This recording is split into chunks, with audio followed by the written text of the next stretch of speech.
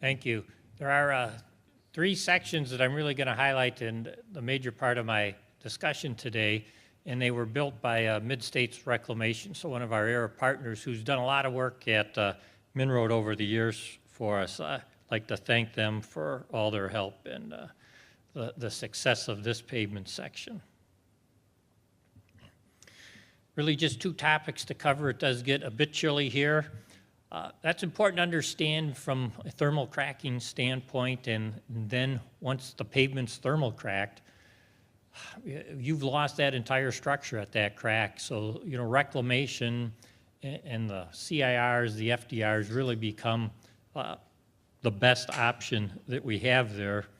And then tell you the story about the good luck, as we like to call in research, and I'll explain that later. Just a little visual here so you really believe me on the next slide as I get into the, you're among the frozen few here if you've never been up to Minnesota. And you can see here, here's the 49th parallel, and as you sweep it over there, actually if you live up in International Falls where Ole and Sven were from, you probably live north of about 70% of all Canadians. So when we talk about how cold it can get and what it does to our pavements, most of the Canadians are warmer than us here in Minnesota.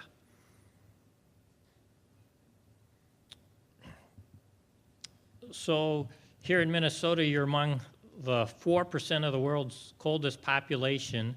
That includes about 4 million Minnesotans, more than the rest of all of us, the other Americans. You know, that 8.8 million Canadians, so we're colder than about 65% of all Canadians. There must be a couple cold spots in Russia and Chinese because there's a bunch of folks over there living with our weather.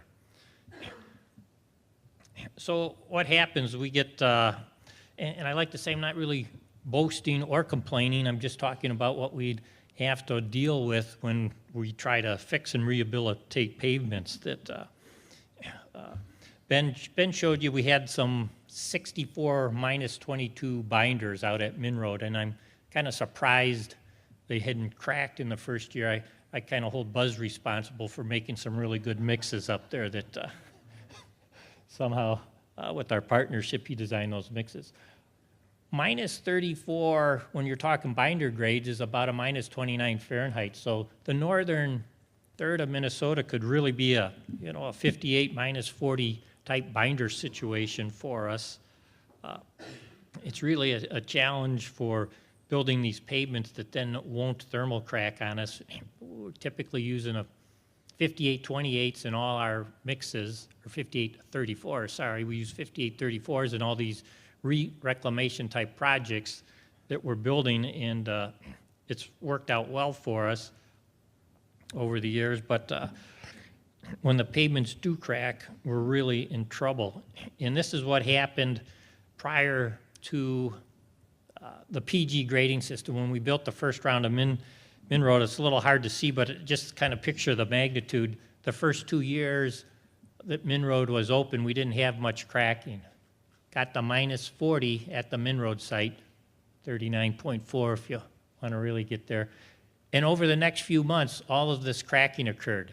And the way that this is measured in linear feet here, and if you look at the cells, it probably averages out to a thermal crack about every 20 feet. So once we crack these pavements, we were really in big trouble.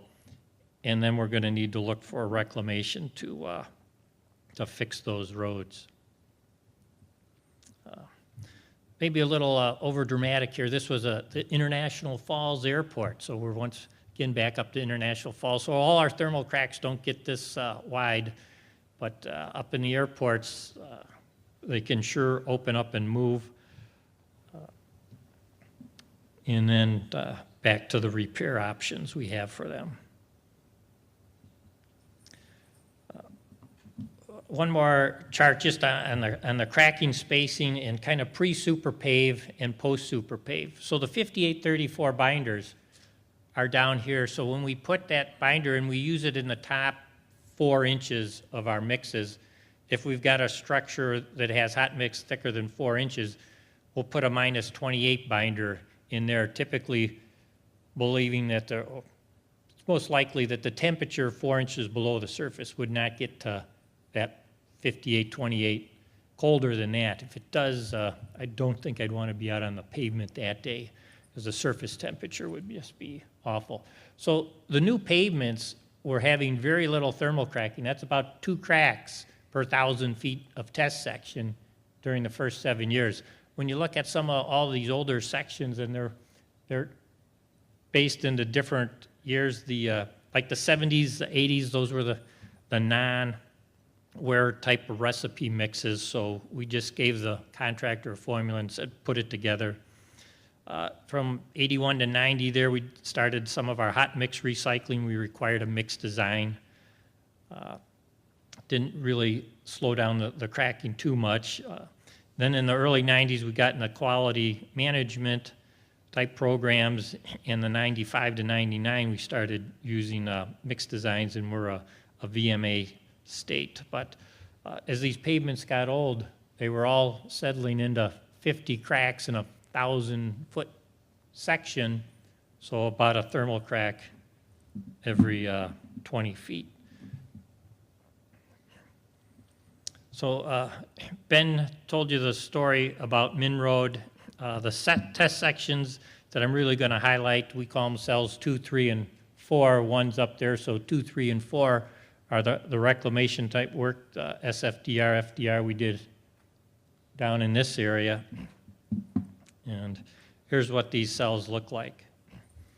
So this is after they've been constructed. I'll just give you a little introduction, and I'll get into all the details on these cells.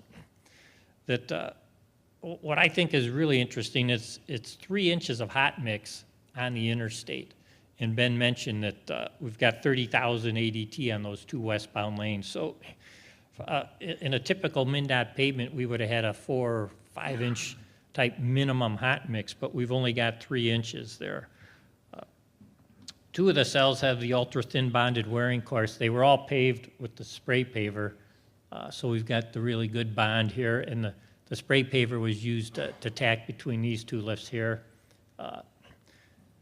Different SFDR mixes that I'll get into, but what's really here big, and this, I kind of missed my little point, on the good luck story of research. So in MnDOT research, we've kind of got a secret language. There's either 2 things are happening. We're having good luck or mixed results. The good luck means it's really working great. Mixed results mean, wow, this thing just didn't go very well at all. So this probably goes well beyond the good luck, that the performance of these cells is really outstanding. They're at about 6 million Easels now, and their design life was 3.5 million Easels over 5 years, with very little distress. I think there's 2 cracks in one of the cells up there, and much thinner than we'd typically build with a hot mix asphalt pavement.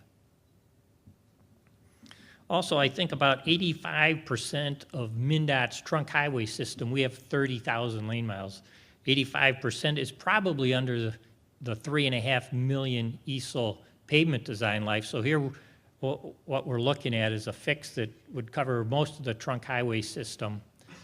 Our county state aid highway system is another 60,000 miles, most of which, lane miles, most of which would be under that same 3.5 million and much lower Easel. So this is a great fix for a tremendous amount of pavements in Minnesota. Pavement design, this was a Sem Materials Mid-States partnership.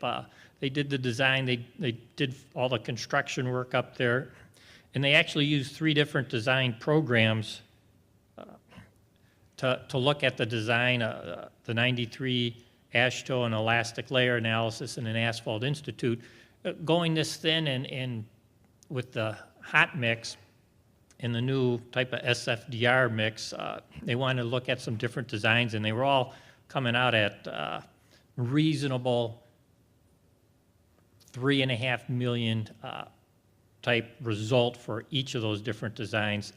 And with the service of, pavement design, start new, to me that's like inches per mile, 40 inches per mile, good smooth asphalt pavement. When it gets up to 170 inches, I think is where Federal Highway says you're kind of hitting that poor type number. So, and that's where that terminal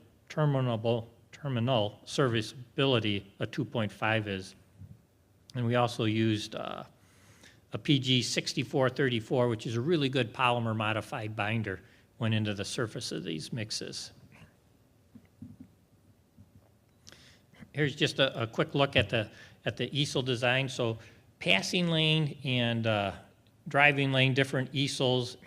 It is interesting. Performance, traffic lane wise, is fairly similar, although the driving lane has had most of the traffic on. So I'd like to really get into some FWD analysis in the future to look at our structure, and especially because now these pavements are really coming to the point where a good preventive maintenance program, good pavement preservation should say, the ultra-thin bonded wearing course is starting to wear out. It's time to fix these up, so let's do some more structural analysis, take another look into what the FWD says and what we might be able to do as far as a rehabilitation in our next step.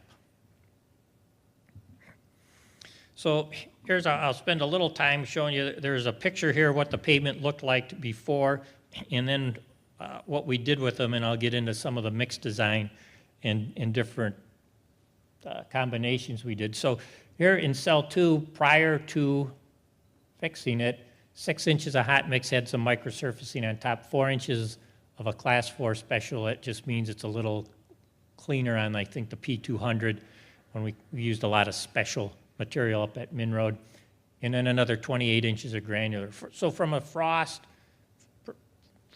not frost susceptible design, we've got a really good structure here that with the freezing and thawing, if we get that 36-inch type layers, we've found that it's performed fairly well according to pavement design for the life of the pavement. So we ground up 12 inches of this, the hot mix, all the class 4, a couple inches. And after we ground it up, we had 12 inches of a full depth reclaim, and we stabilized the top 6 inches of that, and I'll talk more about that on the next slide. And then we took the 6 inches of hot mix on this cell. That's a class 5 special, a little more crushing, clean material. And we just ground up the 6 inches with 2 inches. So this is a 50-50 blend. Here, this is about 75% wrap, 25% granular. And then in the last cell, because we had this is a full depth type of pavement, and based on clay, we had a lot of cracking here. So we wanted to stabilize the clay. We removed all the hot mix, did some fly ash stabilization, and then used 100% recycled material in this cell. So 3 different mix designs here I can show you on this next slide. That when the designs were done, the mix with 50-50 wrap to granular required about 4% engineered emulsion. 25 was 3% engineered emulsion, and then with the fly ash, I actually think the mix design might have came in at like a 0.75 emulsion requirement, and the equipment at that time really had a tough time dropping below 1% to add emulsion in there. So we got 1% in that cell number 4 with the fly ash to stabilize the clay. Then we put the 2 inches of hot mix on there in the Nova chip on cells 2 and 3 that I mentioned. So different mix designs, and without really, we don't have a lot of the cost data or going into the cost data. What we were looking at here is that if you grind up less granular material, then you have a lower emulsion demand, and emulsion can become a fairly expensive part of this operation when you're going to stabilize 6 inches of SFDR type material at about a 4% engineered emulsion rate.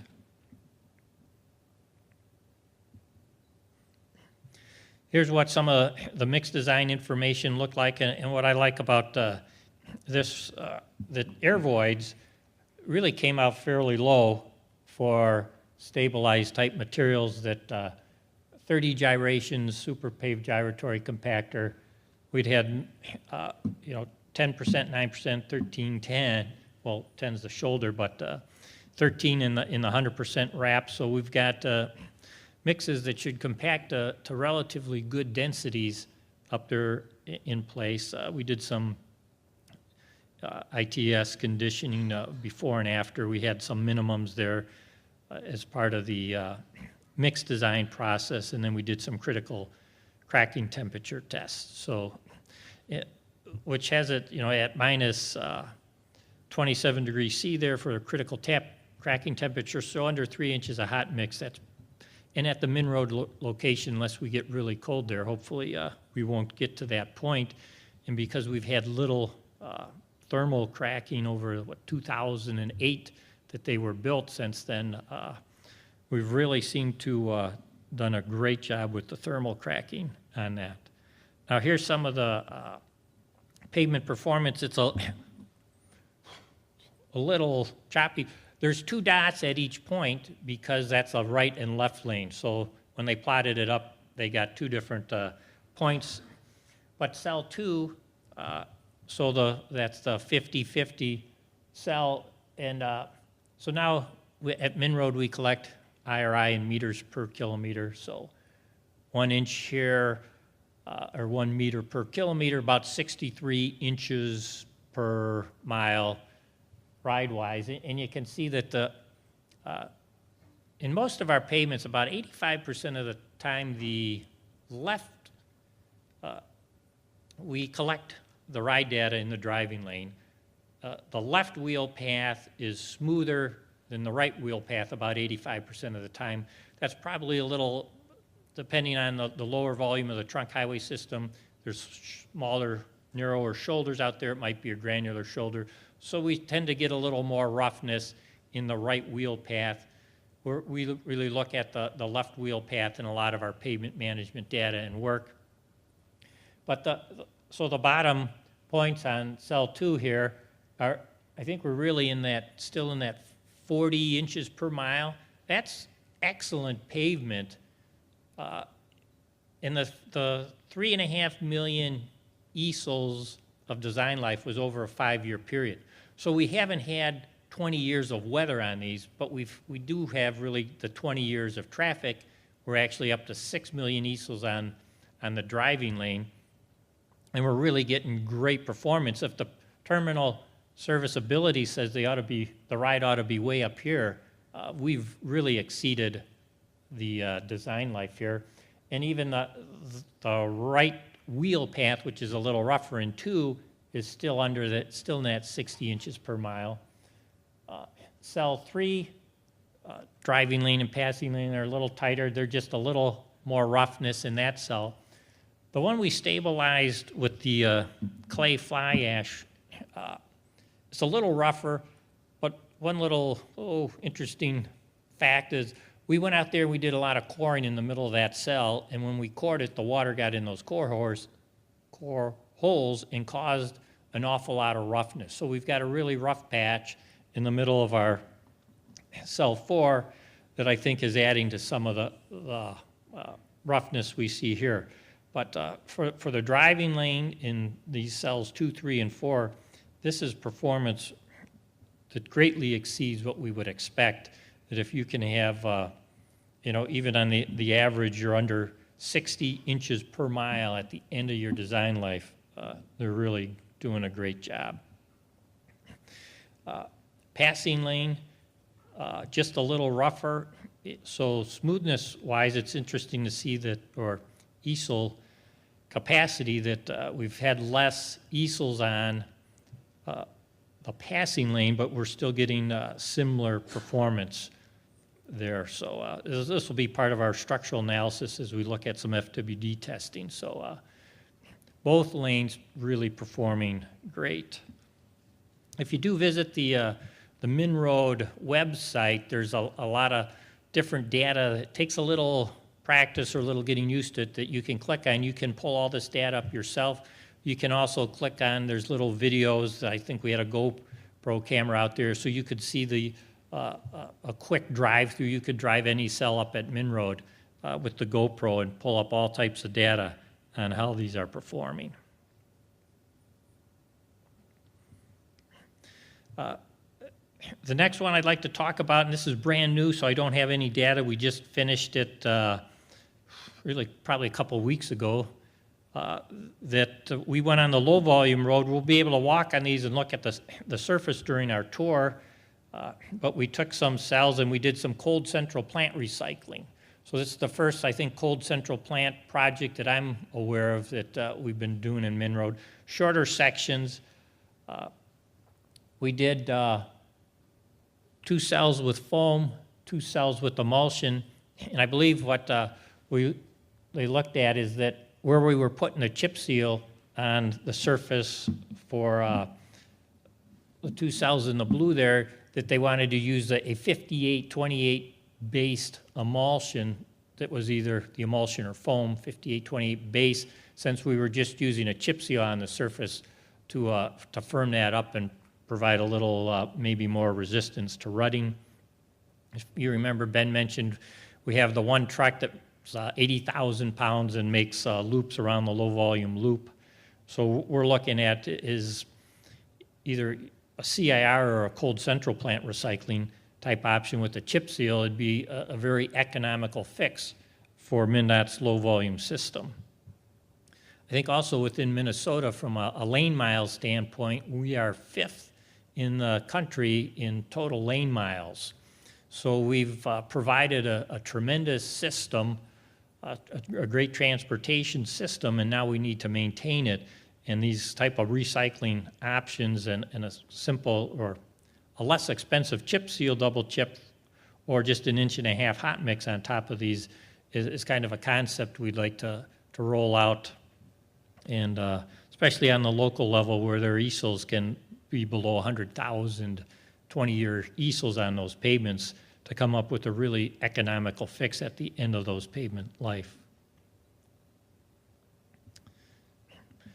One other project we did with some stabilized material is the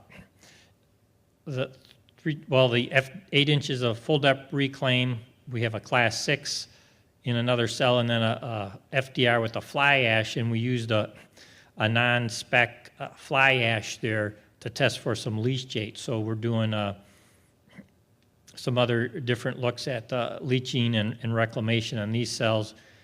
On top of them, we also did some polyphosphoric acid and alveoli in the polymer, so we're looking at different mixed surfaces. Here, as you can see, the FDR was a 50-50 blend. Class 6 is really our highest quality base that we tend to use in Minnesota. A little more crushing, lower P200 material. And then the 14% fly ash. I think that came from a plant. I'm not even sure if they're still producing. We typically, I think we're using class F fly ash for a type of stabilization, but they want to use some off-spec material here. The University of Wisconsin was doing some of the research work on this project too. So that's kind of concludes my quick summary of rehabilitation and especially cells 2, 3, and 4 up at MnROAD. I'd like to kind of add this one. Thomas Harris McDonald, Commissioner of Public Roads, prior to the Federal Highway Administration, said it was not our wealth that made our highways possible, rather it was our highways that made our wealth possible. I really like that statement, and as a pavement guy, I've always been a road guy most of my career, that it's kind of makes me feel good to come to work knowing that what we do has such a big impact. What everyone in this room is doing has such a huge impact on our economy and our country.